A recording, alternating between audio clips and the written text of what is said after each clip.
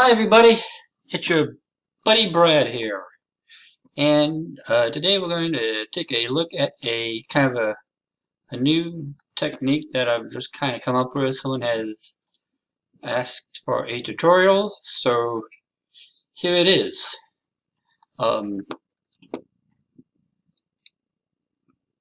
It's actually based on, this was the first picture I did, and then I tweaked it, and I posted this one. I don't know if you can see that here. Get a good view of it.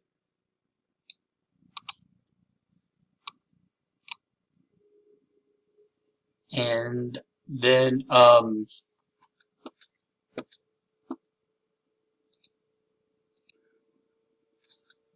then today I made this picture right here. And so let's go ahead and get going. So let's go ahead and do a new from scratch. And we're going to select a plane variation, P-L-A-N-E.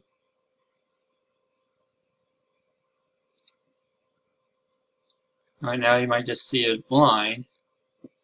You want to come over here to the axis variable and change that to 0. And so now let's go ahead and select a picture. I have saved this image from pixabay.com, but you can use any image that you wish. Pixabay is a great place to get pictures because they are free to use, copyright free. So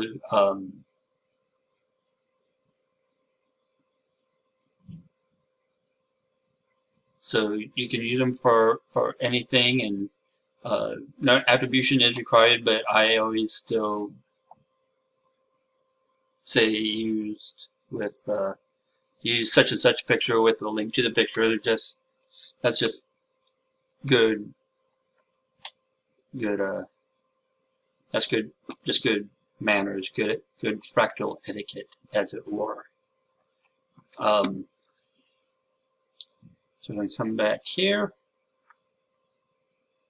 Now we are going to use two variables here that are kind of hidden.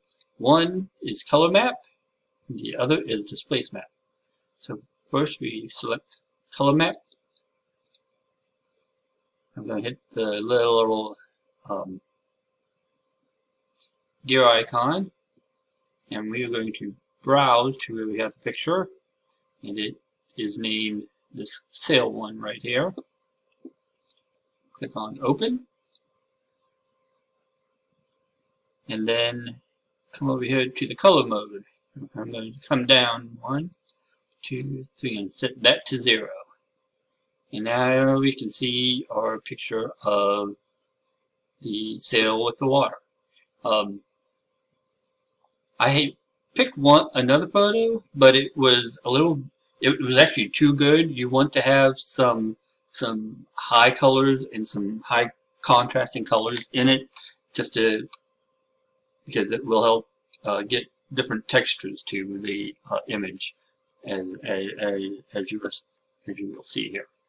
So, and then we also want a displace map. So select displace map file name, hit the gear icon again, and then we're going to click on sail, click on open.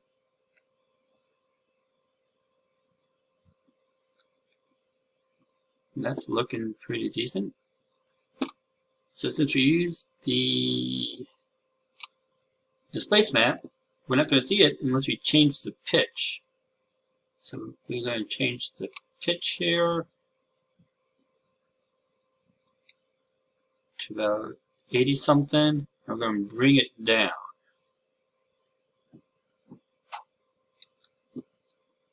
And then we're going to come over here to the displace amount, Set that to about 4. Let's see how that looks.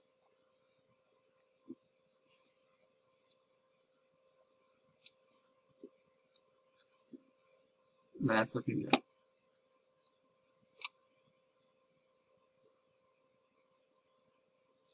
And so right now, if we turn it all the way on the side, it's at 90. You know, we kind of get kind of an interesting looking picture here. We see all of the waves and everything.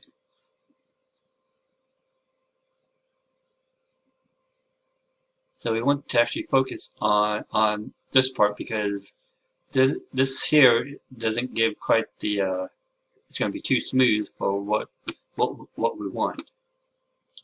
And so next we're going to come over here to the coloring tab.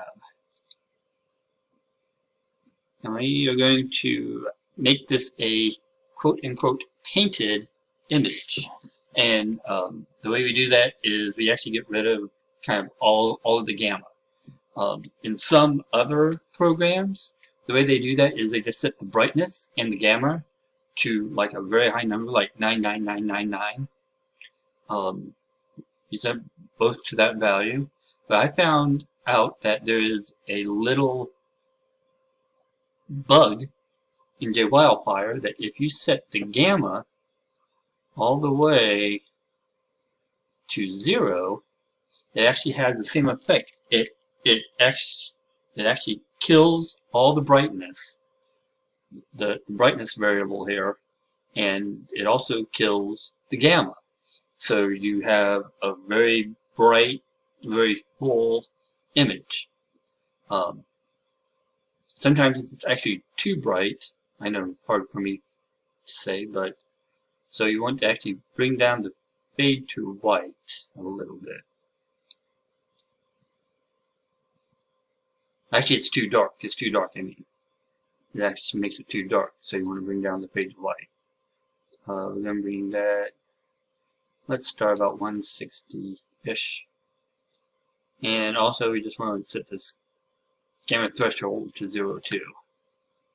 So we set the gamma and gamma threshold to 0, adjust the fade to white.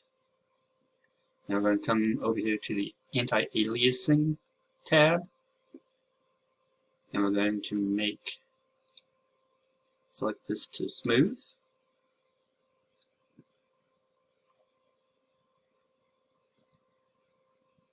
Actually, that might actually be a little bit too bright, so I'm going to come back here to the fade to white.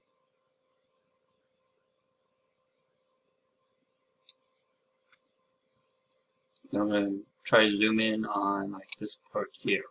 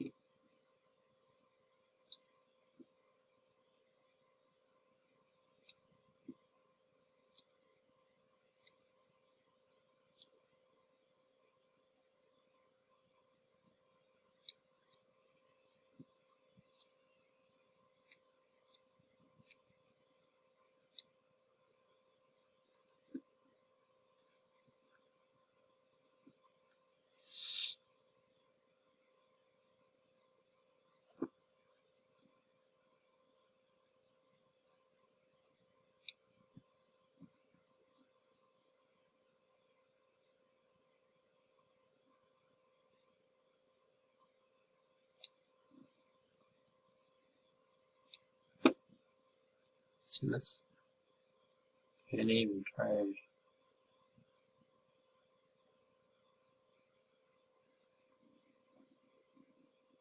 bring down the displace amount some.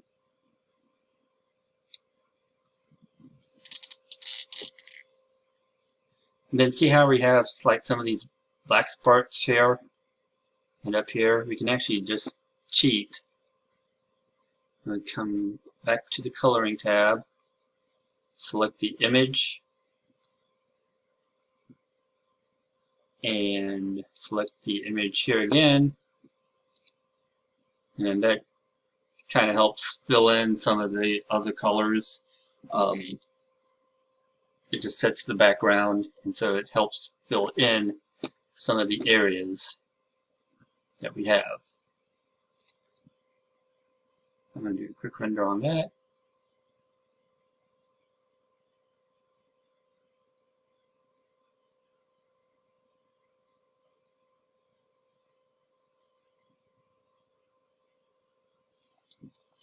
Oh, that looks good. That looks good. I like that.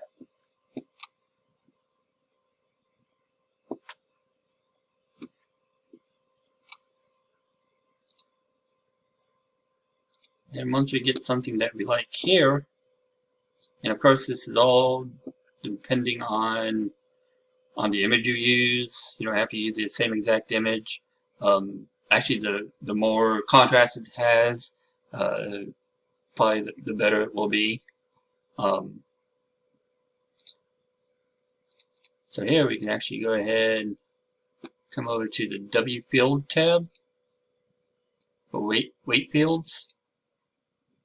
I'm going to select the cubic, because I think it's a cubic noise now. No, I want the cellular noise.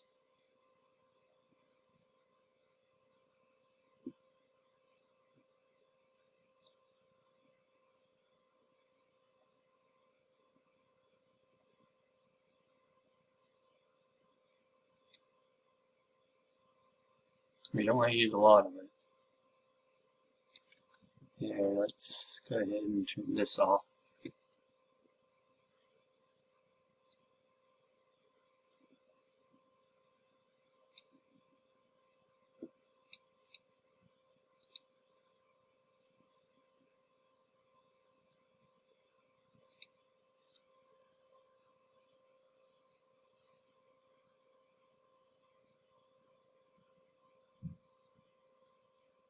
As you see, when we use the weight field, it does increase the rendering time quite a bit.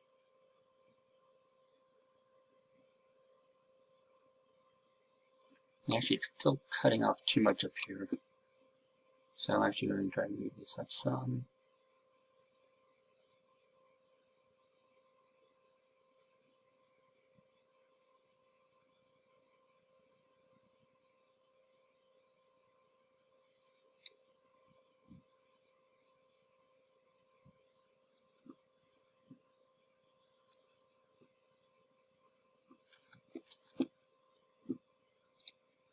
Then we're going to come back to the anti-aliasing field. And we're going to want to select the AI-based denoiser. And actually for this process, I like using the OIDN, O-I-D-N. So if you do another quick render here.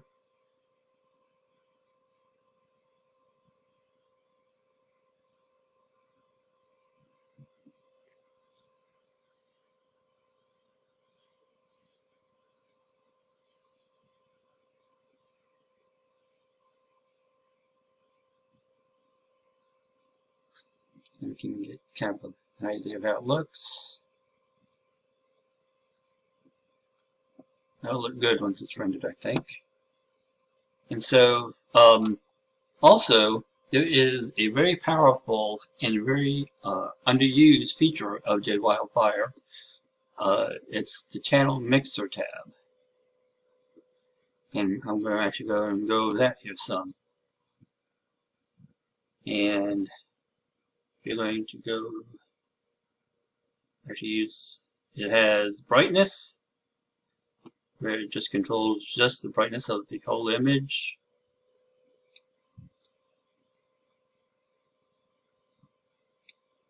You see it. Depending on who you use it, changes different parts of the image. So we're actually going to go ahead and reset that. This RGB only covers the red, green, and blue coloring. And here it uses uses the red, green, and here I'm going to get rid of this.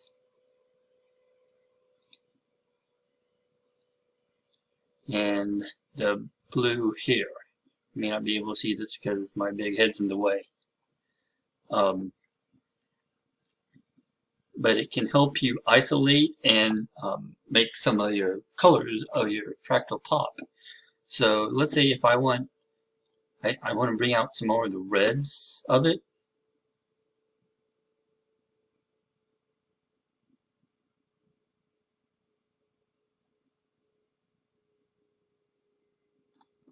Go ahead and hit refresh, reset here. This is kind of interesting because normally red goes red, green, and blue. I'm not sure why it's like this now. Interesting. I don't know what I did wrong. But I'm going to roll with it. Okay, so that is affecting the red part. So you don't want to use these too much.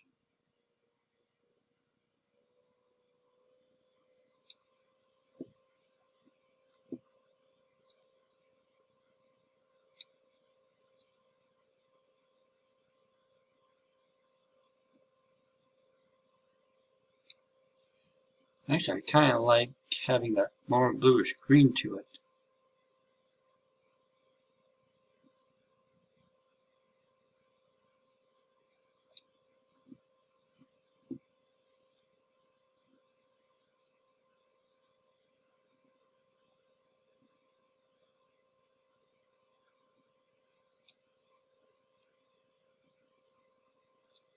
Very subtle changes.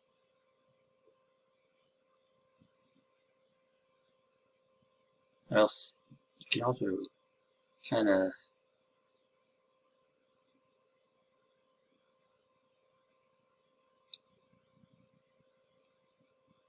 wash out your image too, which isn't good.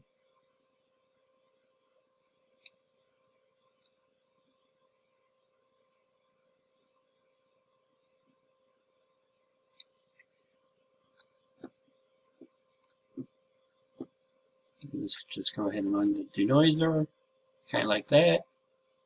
Now I'm actually just going to go ahead and do a quick render on this, set it to 50, and let's see how long that's going to take.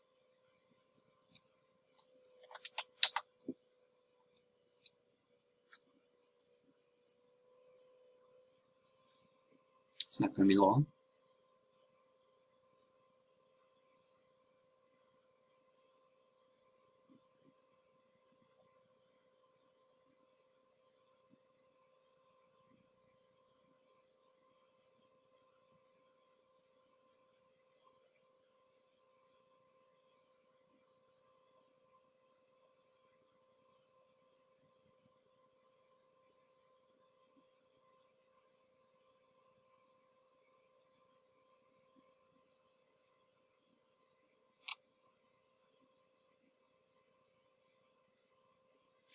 Oh no! You know, you see here, we got too much of the background showing, which I didn't see while making it. That's okay. You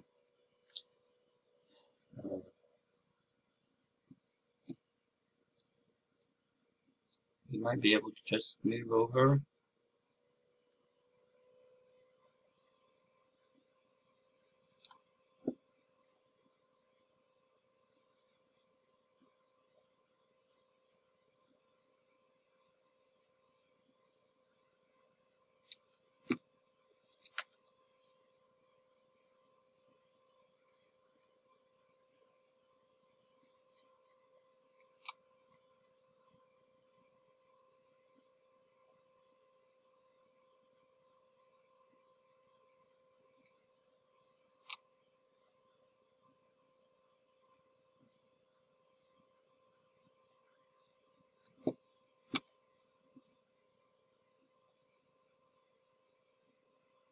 That wasn't good either.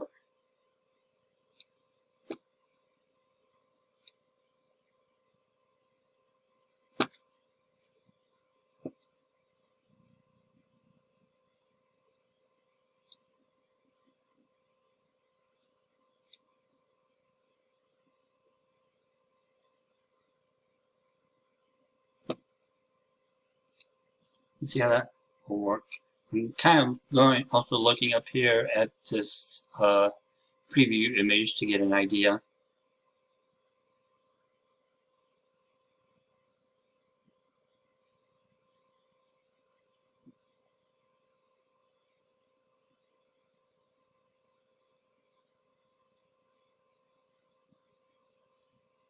Now I see some of the sky breaking through.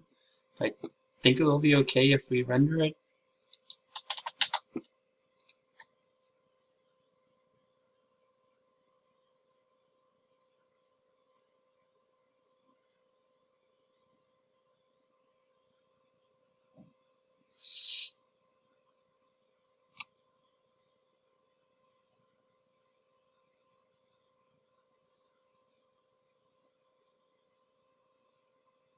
I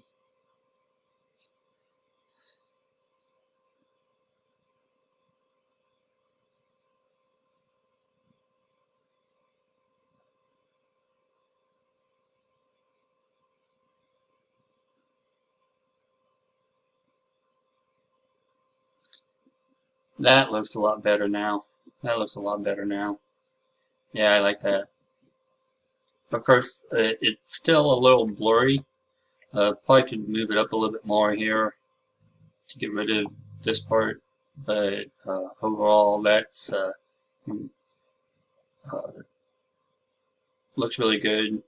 Probably if we rendered it longer, probably to like 500 or 1000 quality, it would get rid of this blurry. But that's pretty much it. If you have any questions, please let me know, and please stop by, join us in the JWildfire open group on Facebook, where if I'm not there, there's plenty of other people there to help you out. And until next time, bye.